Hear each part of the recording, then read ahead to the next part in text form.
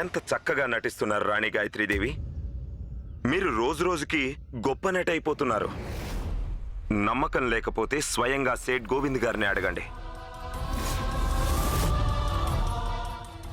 Good day.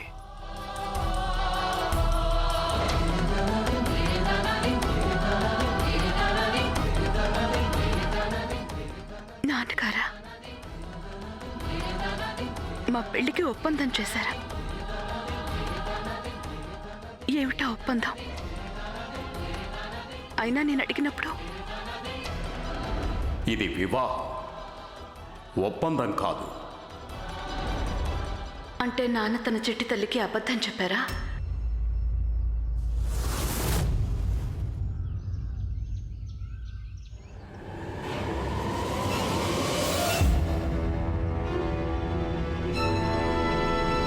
రాణి గాయత్రీదేవి, ఇప్పటికే బాగా ఆలస్యమైంది.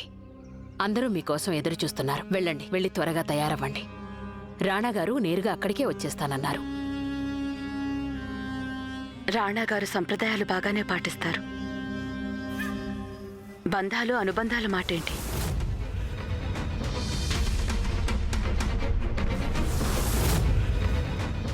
ఈరోజు నేను ఈ కార్యక్రమానికి రాకపోతేనే మంచిది. ఎందుకంటే నేను అక్కడికి వస్తే నేను అబద్ధాలు చెప్పలేకపోవచ్చు. ఇక నిజాలు వినే శక్తి మహల్లో వాళ్ళెవరికీ ఉండదు.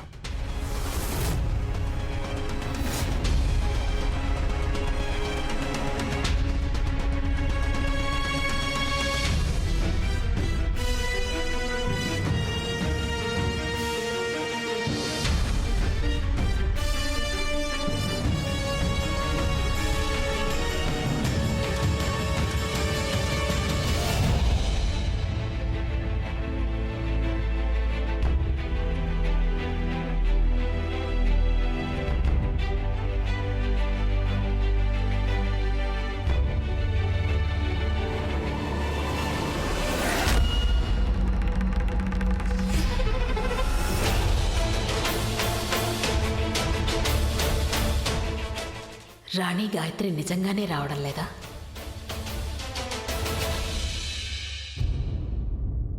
రాజమాత, రాణి గారిని శీఘ్రంగా పిలిపించండి.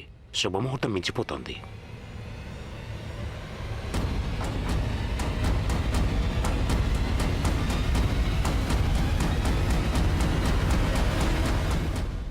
భగవంతుడా, నేను నీకు 100 కిలోల లడ్డూ నైవేద్యంగా పెడతాను. స్వచ్ఛమైన నేతి లడ్డూలు. ఆ రాణిని మాత్రం ఇక్కడికి రాకుండా చేయి చాలు.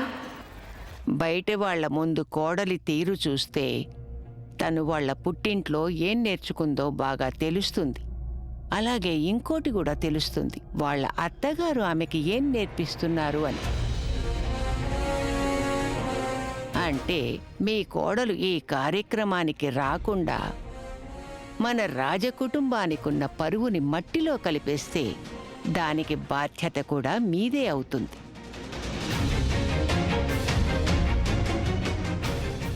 పరువు సంపాదించుకోవడానికి కొన్ని యుగాలు పడుతుంది, పోగొట్టుకోవడానికి ఒక్క క్షణం కూడా పట్టదు.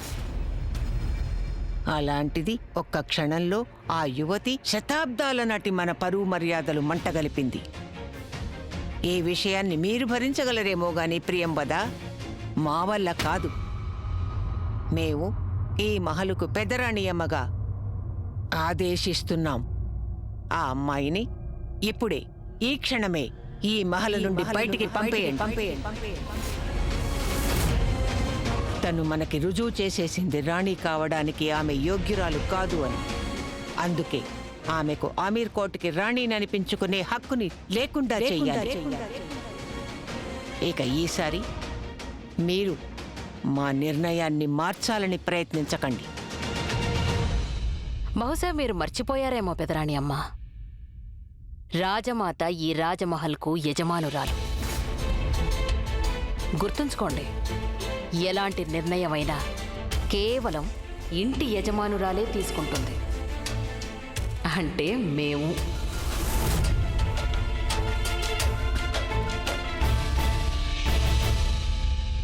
మీరు మా నిర్ణయాన్ని మార్చాలనుకుంటున్నారా?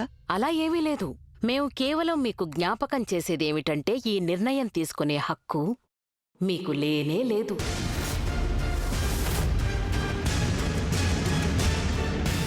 చూస్తాం కదా మమ్మల్ని ఎవరు ఆపగలరు. ఇప్పుడే చెప్పాం కదా మీకు, ఇంటి నిర్ణయాలు తీసుకునే అధికారం అతిథులకి ఉండనే ఉండదు.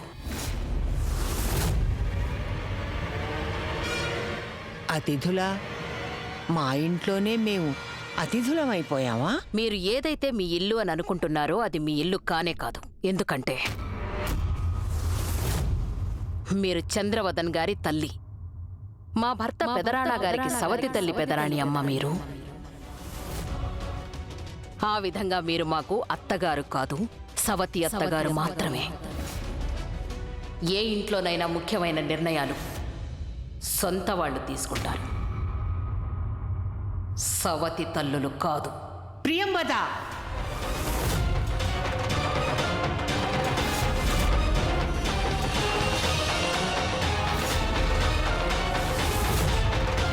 ఇప్పుడు అర్థమైంది మీ కోడలు అమర్యాదగా మాట్లాడడం ఎక్కడ నేర్చుకుందో. మేము మీ నుంచే నేర్చుకున్నాం కదా అత్తమ్మా.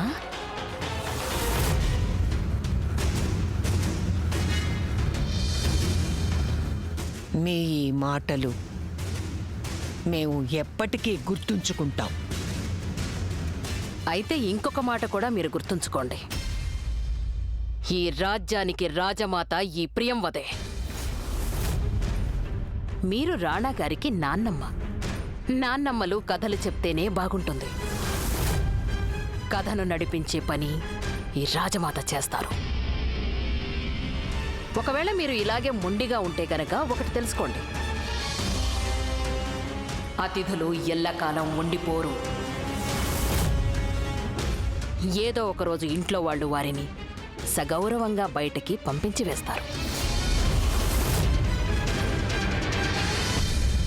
ఈ మాటలన్నిటికీ మీరు చాలా పశ్చాత్తాపడతారు రాజమాత. ఇక మీరు దయచేయండి.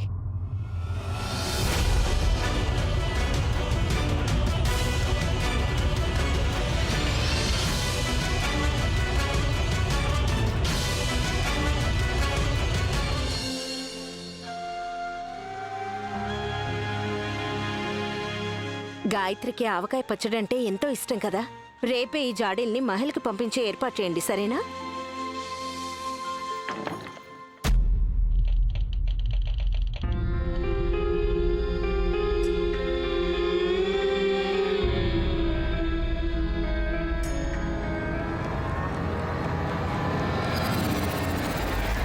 చిట్టి తల్లి,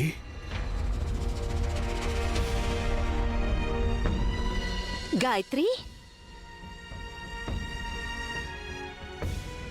గాయత్రి, ఏంటి హఠాత్తుగా? ఎలా ఉన్నావమ్మా? రాణాగారు రాలేదా? బయట నుంచే దింపేసి వెళ్ళిపోయి ఉంటారు, అంతేనా?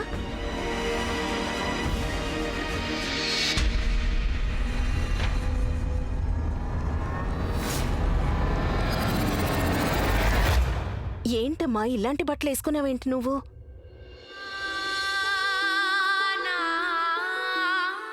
శంఖం శంఖం ఎందుకు తీసుకొచ్చావు నువ్వు? గాయత్రి అంతా బానే ఉంది కదా?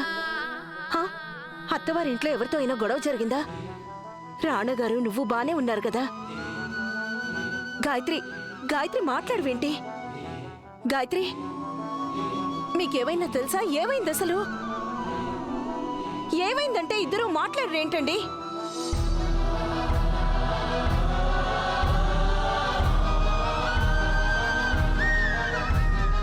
అలా మౌనంగా నిలబడ్డావెందుకు? ఏమైంది? చెప్పు గాయత్రి. ఇలా మౌనంగా కూర్చొని నీ స్వప్న సౌధాలు కూలిపోవడం చూడాలనుకుంటున్నావా లేక?